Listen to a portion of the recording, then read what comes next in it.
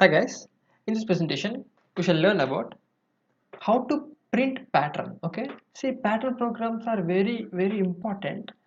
Okay, and the logic behind it is somewhat quite difficult. Okay, let's see how to analyze this pattern. Okay, for example, if I have a pattern called like this, if I want to print this pattern, then I can directly print. Okay, but what is the logic behind it, we'll see. Okay, so before printing that pattern, first I want to make sure that what exactly happens in that printing. Okay, so before printing this pattern, first of all I'll print this pattern. Okay, let's see.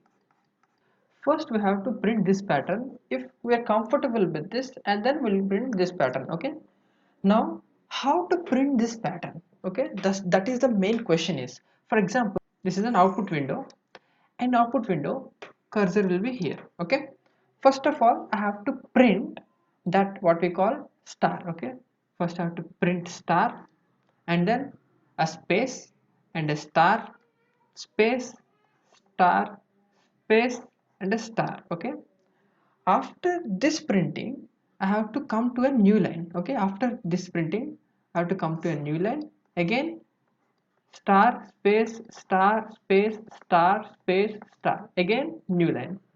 Okay, star, space, star, space, star, space, star. Okay, again new line, star, space, star, space, star, space, star. Okay, so how to print this? Let's see. For example, see, I have four stars. Okay, I'll say like, for I equal to 0, I less than 4, I plus plus. Okay, so what it will do, it will print four times, right? This I want to print this star. I can write like printf. I have to print star and a space. Okay, and a space, and I'll close it. Okay, so if I run this, I'll get the answer as star, space, star, space, star, space, star. Okay, this is what I get. Now after this I have to get the new line. Okay, in order to get the new line, what I'll do, I'll put a new line here. Okay, printf, I want a new line. See, first I'll print this 4, and again this new line will come, make the cursor from move here to here. Okay, from here to here. Okay, and then again I have to print this star. So what I'll do, again I'll write for loop I equal to 0, I less than 4, I plus plus. Okay, again the same stuff. Okay, same whatever here is there I'll write here, and then printf a new line. So I'll get answer as x x x x. Okay, now the third and fourth also I have to write the same for loop, right? Now you can see that for printing this, okay, I have these statements. Okay, now you can observe something. This is the code which is repeating itself. See, this is the same code as this. Okay, as this, as this. Okay, this is the code. Now what can I do is, since this code is repeating 4 times, I'll put this in a loop. Okay, let's see what I'm talking about. See, this is the code which is repeating 4 times. So what I'll do is, I'll put another loop which makes this code to loop 4 times. So I can write like, for I is equal to, for different variable, right? J is equal to 0, j less than 4, j plus plus. Okay, now you can see that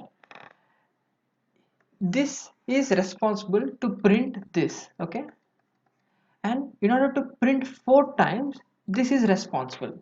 Okay, so I can conclude like, whenever you got a pattern, first of all we have to see how many rows and how many columns are there. So there are 1 2 3 4, there are 4 rows. Okay, there are how many columns are there, 1 2 3 4, there are 4 columns are there. Okay, so I can simply say that now here it can be replaced with rows, and here it can be replaced with columns. Okay, first of all I'll print this and we'll check whether it works or not. Okay, in this program you can see that here I initialize the value from 0 to 4, which means it will loop 4 times. Here also it will loop 4 times. Here star with a space and after this iteration, which means after completion of one row completely, then a new space will be introduced here. Okay, nothing new here. Let's compile it and check whether we will get the answer or not. You can see that we got the answer. See, here there are 1 2 3 4 rows, 1 2 3 4 rows, 4 rows, 4 rows are there, 4 columns are there. Okay, you can check out. Now what happens if I make it change the rows and columns? Let's see. If I make for example, I'll make 5 here. Okay, and if I make here 6, so my loop will run from 0 1 2 3 4. So at the top, which means I have to get 5 rows and 6 columns. Let's see it works or not. How many rows are there? 1 2 3 4 5. 5 rows are there. How many columns are there? 1 2 3 4 5 6. 5 rows and 6 columns are there. See, that is only we have given. So this is used for to fix the rows, this is used to fix the columns.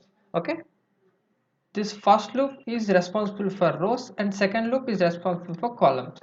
Now how to print the pattern of the given problem? See, we have ultimately we have to get this pattern. Okay, let's see. From the previous observation, we have to fix these rows and columns. So how many rows are there, how many columns are there? By seeing we can tell there are 1 2 3 4. 4 rows are there, and how many columns are there? 1 2 3 4. Okay, 4 columns are there. So there are 4 rows and 4 columns are there. There are 4 rows and 4 columns are there. So I can simply write like I equal to 0, I less than this row, right? This r I plus plus. Okay, and inside that loop I have to write another loop, right? J is equal to 0, j less than c, j plus plus. Okay, now up to here it's okay. Okay, we have to write here printf that new line. Okay, already we have written in that statement, you can see previous slide. Now here the main part comes. We have to observe some of the mathematical pattern so that we have to deal with it. Okay, let's see what is our pattern. So I'll write here, if the row is 0 and the column is 0, then here star should be printed.